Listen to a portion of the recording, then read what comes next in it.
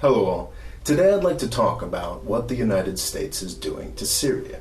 To do that, we've got to jump back to what we did to Afghanistan in the 1980s. Because we're doing the exact same thing today. Back then, we armed jihadist militants to kick the Soviet Union out of Afghanistan. Billions of US, Saudi, and Pakistani dollars were funneled towards arming a galaxy of mujahideen warlords. It was a crazy plan, but it worked.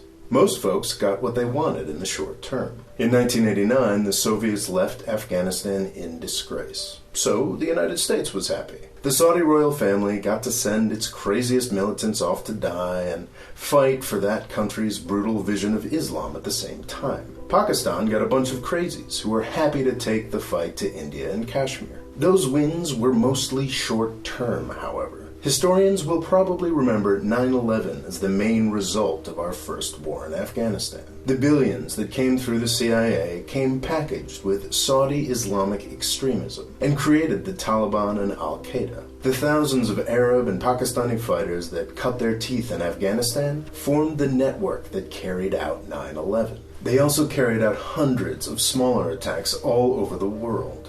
Our war in Afghanistan basically invented radical Islamic terrorism. This is a horrific legacy, but it might have been worth it. Would Eastern Europe be free today without the CIA's war in Afghanistan? Probably. It's something we could spend hours arguing about. But I happen to believe that the fight against the Soviet Union was a truly existential one. All manner of horrors were justified by the importance of that fight. You may have noticed that there's something that I've left out of this discussion. The war in Afghanistan had another undisputed loser, and that was the Afghani people, both in the short term and the long term. After the Soviets left, the US government left as well, leaving our jihadist warlords to rip the place to shreds. The 1990s were so horrific that the Afghans were happy to turn to the Taliban, who at least provided order. The country has never recovered from what we did to it. Syria is now on the same path. That is because we've been using the exact same strategy to try and take down Assad. Folks love to talk about the comically useless Pentagon Train and Equip program.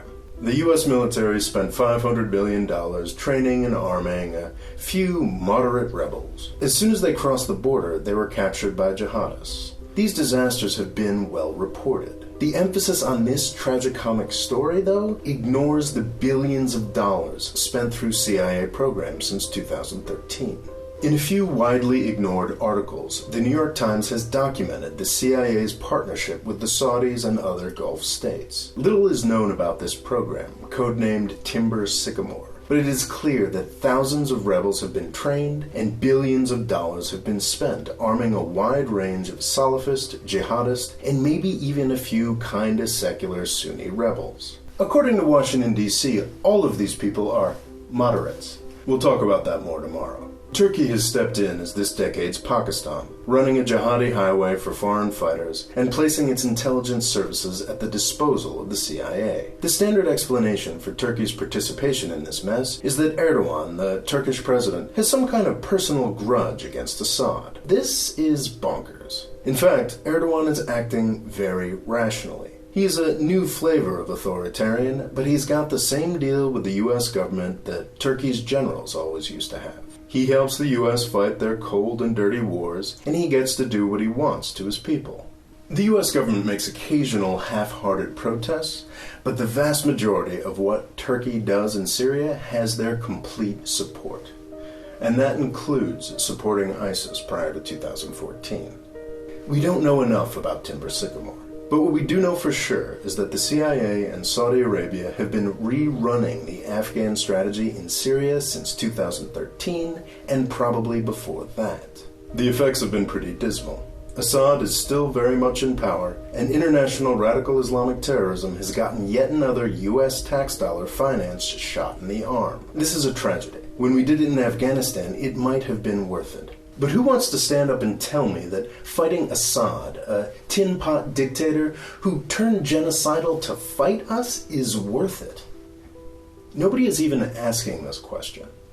Washington, D.C. just wants to win with no thoughts for the consequences. This policy is insane.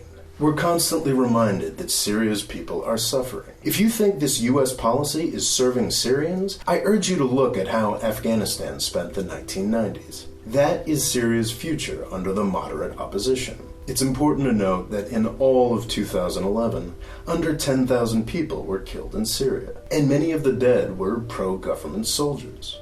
Exact numbers are hard to find, but in the years since we pointlessly turned Syria into the stage for a vast proxy war, between 300,000 and 500,000 people have been killed. If we continue on the current path, that's just the beginning. Next up, we'll talk a bit more about what Syria will look like if the people we are supporting actually win. Thanks for watching. Please subscribe. And if you'd like to help me make more videos like this one, please click on the Patreon link here to find out how.